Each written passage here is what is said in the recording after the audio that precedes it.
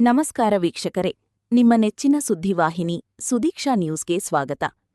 ಬಾಗಲಕೋಟೆ ವಿಧಾನಸಭೆ ಕ್ಷೇತ್ರದ ಉಪಚುನಾವಣೆಗೆ ಸಂಬಂಧಿಸಿದಂತೆ ಪ್ರಮುಖ ಬೆಳವಣಿಗೆ ನಡೆದಿದೆ. ಮತದಾನದ ಎಣಿಕೆ ಪ್ರಕ್ರಿಯೆ ಇದೇ ಮೇ 4ರಂದು ನಡೆಯಲಿದ್ದು, ಜಿಲ್ಲಾಡಳಿತವು ಎಲ್ಲಾ ರೀತಿಯ ಸಿದ್ಧತೆಗಳನ್ನು ಪೂರ್ಣಗೊಳಿಸಿದೆ. ಈ ಕುರಿತು ಇಂದು ನಡೆದ ಪತ್ರಿಕಾಗೋಷ್ಠಿಯಲ್ಲಿ ಜಿಲ್ಲಾಧಿಕಾರಿ ಸಂಗಪ್ಪ ಅವರು ಮಾತನಾಡಿ, ಮತ ಎಣಿಕೆ ಕೇಂದ್ರಗಳಲ್ಲಿ ಕಟ್ಟುನಿಟ್ಟಿನ ಭದ್ರತಾ ವ್ಯವಸ್ಥೆ ಮಾಡಲಾಗಿದೆ ಎಂದು ತಿಳಿಸಿದರು. ಜೊತೆಗೆ ಎಣಿಕೆ ಪ್ರಕ್ರಿಯೆ ಪಾರದರ್ಶಕವಾಗಿಯೂ ಹಾಗೂ ನಿಯಮಾನುಸಾರವೂ ನಡೆಯುವಂತೆ ಅಗತ್ಯ ಕ್ರಮಗಳನ್ನು ಕೈಗೊಳ್ಳಲಾಗಿದೆ ಎಂದು ಹೇಳಿದರು. ಮತ ಎಣಿಕೆಗೆ ಬೇಕಾದ ಸಿಬ್ಬಂದಿಯನ್ನು ನಿಯೋಜಿಸಲಾಗಿದ್ದು, ಪ್ರತಿಯೊಂದು ಹಂತದಲ್ಲೂ ಸೂಕ್ತ ಮೇಲ್ವಿಚಾರಣೆ ಇರಲಿದೆ.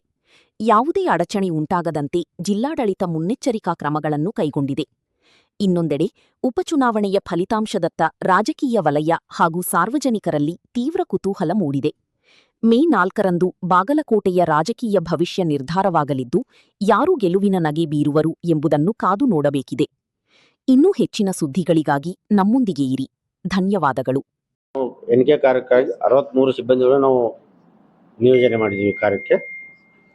ಮತ ಎಣಿಕೆ ಕಾರ್ಯವು ಬೆಳಿಗ್ಗೆ 8 ಗಂಟೆ ಸ್ಟಾರ್ಟ್ ಆಗುತ್ತೆ. 8ರಿಂದ ಫಸ್ಟ್ ನಾವು ಮಾಡ್ತಾ ಇರೋದು ಪೋಸ್ಟಲ್ ಬ್ಯಾಲೆಟ್ ಪ್ಲಸ್ ETPBS ಮಾಡ್ತೇವೆ. ಅದಾದ ನಂತರ 8ವರೆಗೆ EVM ನಾವು ಕೌಂಟಿಂಗ್ ಇದನ್ನು ಪ್ರಾರಂಭ ಮಾಡ್ತೇವೆ.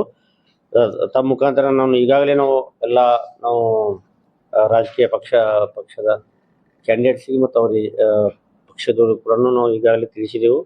ತಾವೆಲ್ಲ ಬೆಳಗ್ಗೆ 7 ಗಂಟೆಗೆ ಬರಬೇಕಾಗತ್ತೆ. 7 ಗಂಟೆಗೆ ತಾವೆಲ್ಲ ತಾವು ಬರಬೇಕು.